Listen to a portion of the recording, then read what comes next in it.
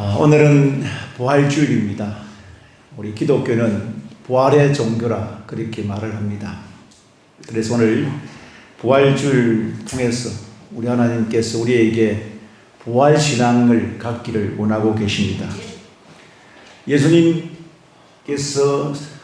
죽으신 후에 다시 부활하셨습니다. 그 이후에 그 시대나 지금이나 이 부활에 대해서 믿지 못하는 사람들이 많습니다.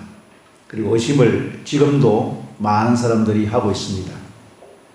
오늘 고린도전서 15장은 부활장이라 그렇게 말씀하고 있습니다. 부활에 관한 많은 말씀들이 고린도전서 15장에 기록을 하고 있습니다. 오늘 저와 여러분들이 이 본문의 말씀을 통해서 함께 은혜를 받고 부활신앙을 든든히 붙잡는 저와 여러분들 되시기를 주의 이름으로 축원합니다. 그럼 하나하나씩 오늘 본문을 통해서 우리 사도 바울이 부활에 대해서 어떻게 말씀하고 있는지를 함께 살펴보겠습니다. 첫째로, 죽은 자의 부활이 없으면 우리의 믿음은 헛된 것이라 이렇게 말씀하고 있습니다. 고린도전서 15장 12절과 14절의 말씀인데요, 이 본문을 함께 다 같이 읽어보겠습니다. 그리스도께서 죽은 자 가운데서 다시 살아나셨다 전파되었거늘 너희 중에서 어떤 사람들은 어찌하여 죽은 자 가운데서 부활이 없다 하느냐. 만일 죽은 자의 부활이 없으면 그리스도도 다시 살아나지 못하셨으리라. 그리스도께서 만일 다시 살아나지 못하였으면 우리가 전파하는 것도 헛것이요 또 너의 믿음도 헛것이며. 고린도 교회 성도들 가운데도 부활이 없다 이렇게 주장하는 사람들이 있었습니다.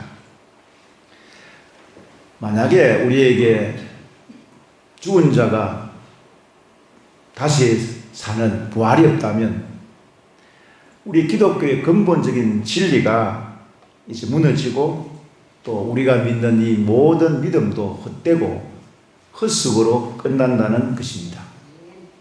한마디로 말해서 부활에 대한 믿음을 갖지 못한 사람은 참된 그리스도인이 아니라고 그렇게 말씀하고 있는 것입니다.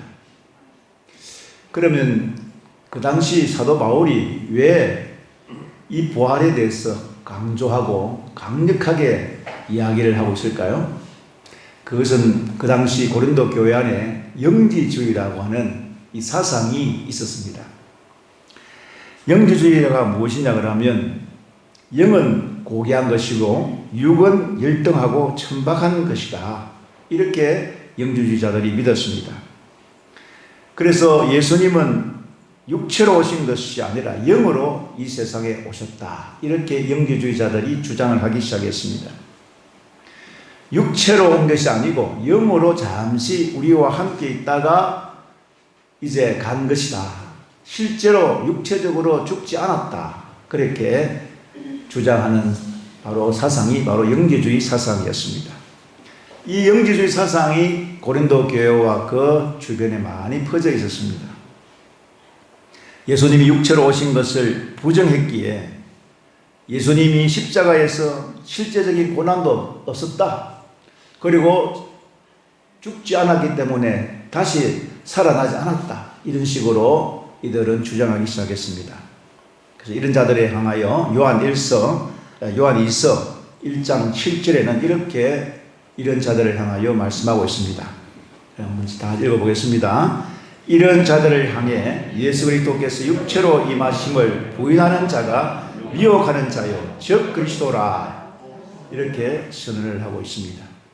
즉 그리스도다.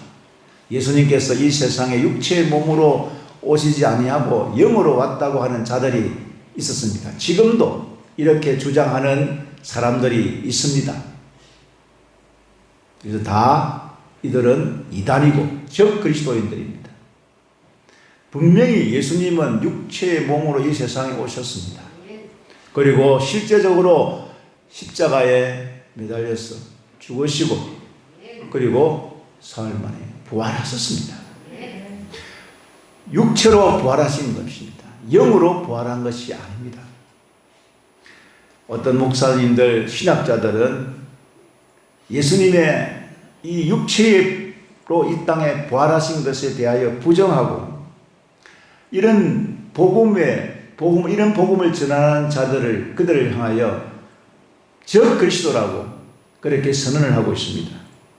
여러분, 사랑하는 성도 여러분, 우리가 이 부분에서 꼭 우리의 부활 신앙을 가져야 됩니다.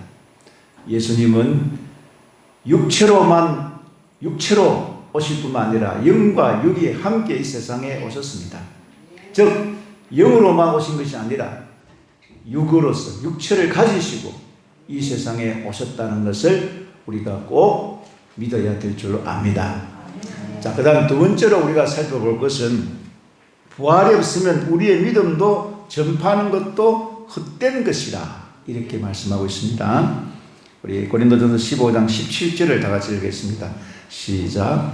그리스도께서 다시 살아나신 일이 없으면 너의 믿음도 헛되고 너희가 여전히 죄 가운데 있을 것이요. 그리스도께서 만일 다시 살지 못하셨으면 너의 믿음도 헛것이다. 그렇게 말씀하고 있습니다. 창세기 3장을 보면은 인간이 범죄함으로 본래 사실은 영생하도록 시험을 받았습니다. 그러나 아담이 범죄함으로 죄가 들어왔고 죄가 이제 죄로 인하여 사망에 이르게 되어졌습니다. 죽음, 이것은 저주입니다.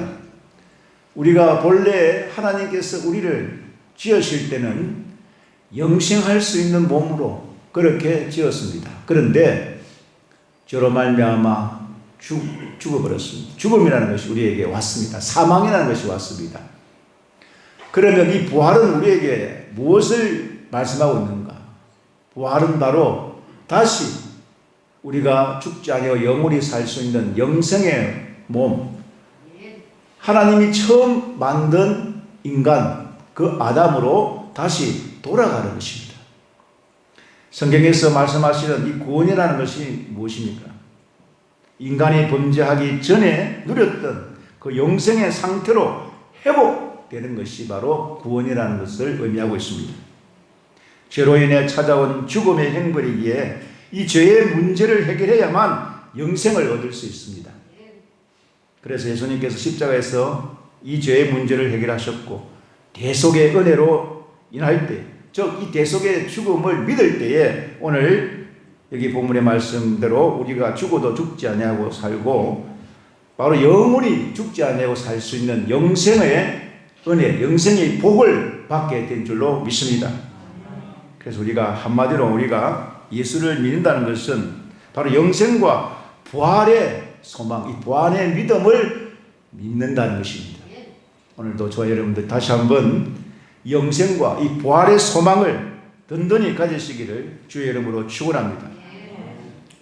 그리고 이 부활을 믿지 않으면 우리가 전파하는 것이, 이 전도하는 것이 다 헛된 것이라고 말씀하고 있습니다.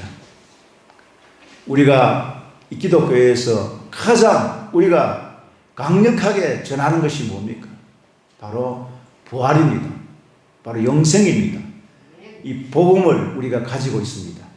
부활의 능력, 이 부활의 신앙을 우리가 전해야 됩니다. 그런데 만약에 이 부활이 없다면 우리가 전하는 것이 헛된 것이고 우리가 전하는 이 복음이 그 수고가 헛된 것이라고 말씀하고 있습니다.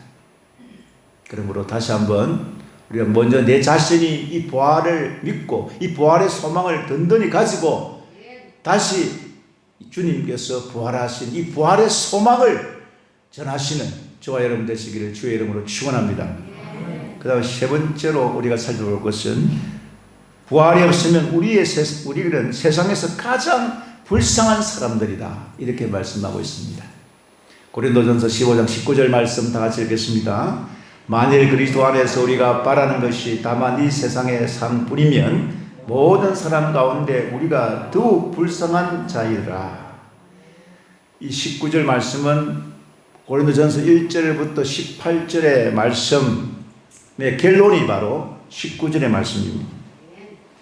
사도 바울은 만일 그리스도 안에서 우리에게 바라는 것이 다만 이 세상뿐이면 모든 사람 가운데 우리가 더욱 불쌍한 사람들이다. 이렇게 말을 하고 있습니다. 우리가 정말 부활이 없다면 우리 많은 그리스도인들이 가장 불쌍한 사람들이 된다. 이렇게 말씀하고 있는 것입니다. 우리가 타 종교에 대해서 이렇게 저렇게 참 말하는 것은 그 종교들이 실체가 없는 것을 믿고 있기 때문에 그렇습니다. 그러나 우리는 분명한 믿음의 실체가 있습니다. 바로 그것이 바로 예수 그리스도의 부활입니다. 이 부활은 실제적인 사건입니다. 역사적인 사건입니다. 이게 신화나 허구가 아닙니다. 누가 지어낸 이야기가 아닙니다. 그래서 우리는 역사적인 사건, 실제적인 일어났던 실체를 믿고 있다는 사실을 알아야 됩니다. 그래서 우리 기독교의 핵심 교리인 이 부활, 이것이 만약 거짓이라면 우리가 믿는 우리의 모든 믿는 사람들이 정말 불쌍한 사람이라 그렇게 사도 바울은 이야기하면서 우리에게 부활이 있기 때문에 우리는 이 세상에서 가장 행복한 사람이고 가장 즐거운 사람이고 가장 기쁜 사람이라고 말씀하고 있는 것입니다. 우리 다시 한번 이 부활절을 맞이해서 다시 한번 우리가 부활의 소망을 든든히 붙잡고 우리가 기쁨으로 날마다 주님을 바라보시는 저와 여러분 되시기를 주의 이름으로 축원합니다. 그 다음에 네 번째로 살펴볼 것은 예수님이 부활의 첫 열매가 되셨다는 것입니다. 고린도전서 15장 20절 말씀입니다. 다 같이 읽겠습니다. 그러나 이제 그리스도께서 죽은 자 가운데서 다시 살아나서 잠자는 자들의 첫 열매가 되셨도다. 여기 첫 열매가 되셨다. 이 말씀이 무슨 말씀인가? 이 말씀을 설명하기 위해서 이 무화과가 있습니다. 그 다음 우리 이스라엘은 무화과가 많은데 우리는 뭐 잘 볼 수 없지만은 이 무화과에 이제 싹이 나서 열매를 보게 됩니다. 그 처음 난 열매, 처음 열매가 맺히면은 다시 추수 때가 되죠. 추수 때가 되면은 그 차축 앞으로도 첫 열매를 맺었기 때문에 앞으로도 열매가 계속 맺어진다는 것을 예표하고 있습니다. 한 번만 열매가 맺으면 끝나는 게 아니라 열매가 첫 열매를 맺었으면 앞으로도 계속 열매를 맺을 것이라는 것을 우리는 알고 있습니다. 그래서 첫 열매가 되셨다는 말은 예수님이 부활하시면 그 부활을 첫 열매가 되셨던 것처럼 앞으로 예수님을 믿는 모든 사람들이 부활할 것을, 예수님처럼 부활할 것을 우리에게 예표하고 있다는 것을 우리에게 말씀하고 있는 것입니다. 성경에 보면 죽은 자가 다시 살아난 여러 사건들이 있습니다. 그러면 이 성경에서 죽은 자가 다시 살아난 사건은 그것은 부활이라고 말할 수 없습니다. 그것은 다른 의미로 소생했다, 그렇게 말할 수 있습니다. 그런데 성경에 죽었다가 다시 살아난 사람들이 있습니다. 한번 살펴보겠습니다. 구약에 보면 엘리야 선지자는 사르밧 가부의 죽은 아들을 살렸습니다. 그리고 엘리사 선지자는 수넷 여인의 아들을 살렸습니다. 이 열왕기상에 나오는 사건들입니다. 그리고 공생의 기간 동안 예수님도 해당장 야이로의 딸 살렸습니다. 나인성 가부 아들을 살렸습니다. 죽은 지 사흘이나 되는 나사로도 살렸습니다. 다 이렇게 죽은 자를 살리는 기적이 구약이나 신약 성경에 나타나고 있습니다. 자, 이뿐만 아니라 이제 예수님께서 성천하신 이후에 사도시대, 즉 사도행전에 보면은 사도 베드로가 다비다라고 하는 이 여인을 살렸습니다. 사도행전 9장 36절에서 42절에 나오는 말씀입니다. 그리고 사도 바울이 설교를 할 때 설교를 오랫동안 길게 했습니다. 그때 창에 앉아서 졸다가 설교를 들다 너무 길으니까 그만 떨어져서 죽었습니다. 그 유도고입니다. 그러나 유도고가 죽었을 때에 사도 바울이 또 그를 살렸습니다. 이렇게 보면 성경에 많은 사건 중에 죽은 자를 살리는 사건들이 많이 보게 됩니다. 근데 엄밀히 말하면 이건 부활이 아닙니다. 왜냐 그러면 이건 소생이라는 거죠. 다시 죽었다가 다시 소생한 거죠. 부활이라는 것은 이 소생과 차이가 납니다. 이 사람들은 살아났지만은 이 사람들은 다 죽었습니다. 죽음이라는 것을 이 과정을 밟아야 했어요. 이 사람은 다 죽어요. 살아났지만 이 사람은 다 죽었어요. 오늘날 은사를 받은 사람들이 때로는 병도 고치고 또 여러 가지 죽은 자도 살렸다는 사람도 있고 하는 그런 은사자들이 있는데 그런 사람들도 다 죽습니다. 죽잖아요. 그들은 부활을 하지 않습니다. 다 죽은 사람들입니다.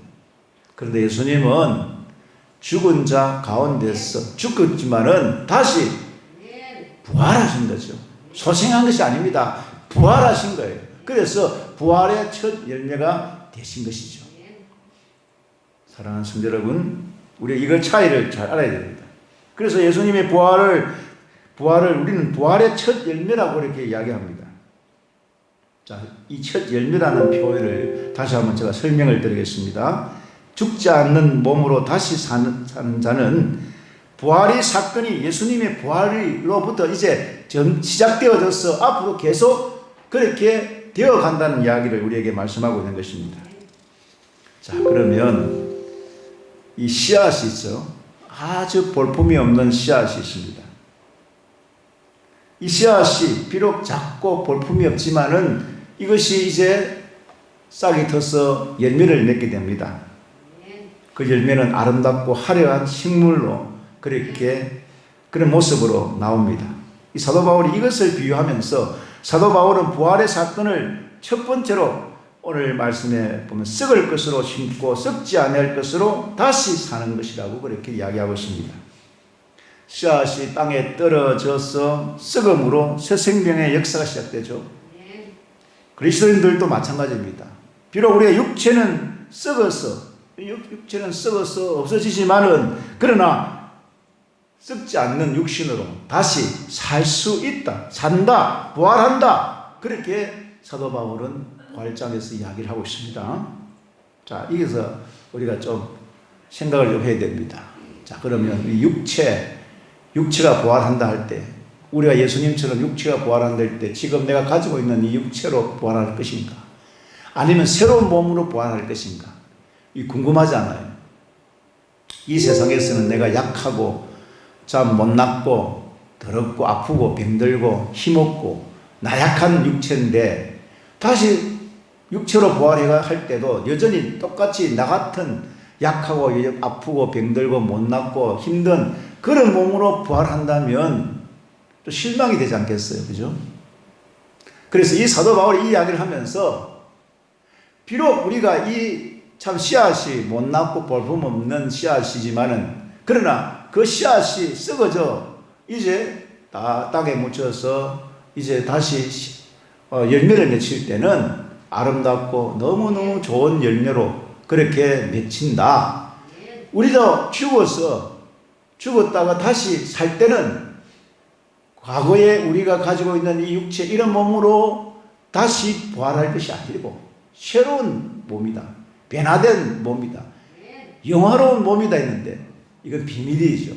우리가 여기에서 지금 여기서 우리가 알 수 있는 것은 아닙니다. 상상은 하죠. 어떤 몸일까? 궁금은 하지만은 그러나 이 부활의 몸이 어떤 것인지는 우리가 도무지 상상하기 힘든 몸입니다. 그러나 우리가 지금 가지고 있는 우리 약한 몸, 이 부러진 몸, 아픈 몸, 이 못난 몸은 아니라고 저는 생각합니다. 새로운 몸, 영화로운 몸으로 다시 변화될 줄로 믿습니다. 우리가 부활절날 전후로 그 꽃을 한번 생각해 봤습니다. 우리나라는 지금 잘 없는데요. 튤립이죠. 튤립. 참 튤립은 화려합니다. 아주 예쁘고 달아나고 아름다운 그런 꽃입니다.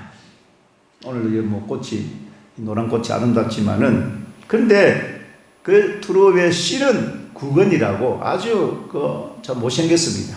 감자처럼 그렇게 아주 볼품이 없는 그런 시입니다. 그 볼품이 없는 이 씨앗이지만은 그러나 이 씨앗이 열매를 맺었을 때는 아름다운 트리로 변화된다는 것입니다. 바로 이것을 사도 바울이 설명하고 있습니다. 우리가 늙고 보잘것없는 현재의 모습으로 부활해야 한다면 우리가 부활의 몸이 그다지 반갑지 않습니다. 그래서 우리는 다시 살 때 사도 바울은 여기서 욕된 것으로 심고 영광스러운 것으로 다시 살 것이라 그렇게 말씀하고 있습니다. 참 우리가 얼마나 몸이 약합니까? 이 코로나19 이 바이러스 이것 때문에 전 세계가 벌벌 떨고 있지 않습니까? 우리가 기지질환이 조금 있으면 이 바이러스에 참 당할 수가 없습니다. 우리는 또 죽습니다. 우리의 몸은 이렇게 쉽게 찢어지고 부서지고 병들고 낡아지고 시간이 지나면 기능도 잘 제대로 그렇게 발휘하지 못합니다. 다들 우리가 나이가 들고 세월이 흐르면 우리의 연약한 몸은 점점 걸을 수도 없고 볼 수도 없고 들을 수도 없고 저도 요즘 그런 육체를 보게 됩니다. 눈도 잘 안 보이고 귀도 잘 안 들리고 뭐 듣는 게 말하는 것도 좀 그렇고 또 생각하는 것도 좀 그렇고 걷는 것도 그렇고 내가 왜 이럴까 내가 왜 이럴까 이런 생각들을 해봅니다. 그럼 어쩔 수 없습니다. 고민하고 걱정한다고 될 일이 아닙니다. 내가 어느 날 갑자기 뭐 다시 옛날 청년의 몸으로 그런 몸으로 그렇게 되어지면 얼마나 좋겠습니까? 인정을 해야 됩니다. 사람 내 자신은 연약할 수밖에 없다. 힘들 수밖에 없다. 점점 가면 갈수록 나는 좋아지는 몸이 아니잖아요. 근데 우리는 옛날에는 안 그랬는데 옛날에는 내 몸이 안 그랬는데 그렇게 말하면 안 됩니다. 인정을 해야 됩니다.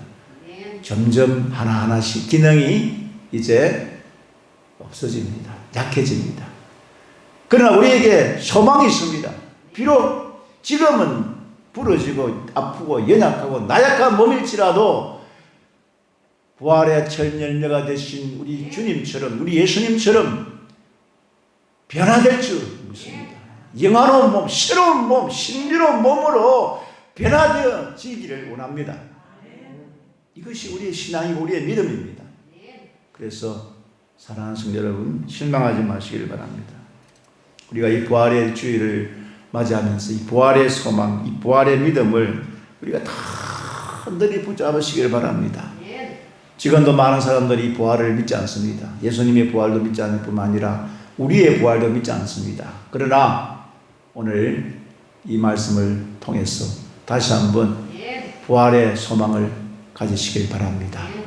비록 지금은 내가 이렇게 약해지고 힘들고 어렵고 아프고 정말 참 몸이 제대로 기능이 발휘하지 못하는 몸일지라도 우리가 이제 다시 새로운 몸, 강건한 몸, 정말 신비로운 몸, 정말 복된 몸으로 우리가 변화될 줄로 믿고 이 믿음을 끝까지 가지시고 우리가 부활의 주님을 바라보시는 저와 여러분 되시기를 주의 이름으로 축원합니다. 축원합니다.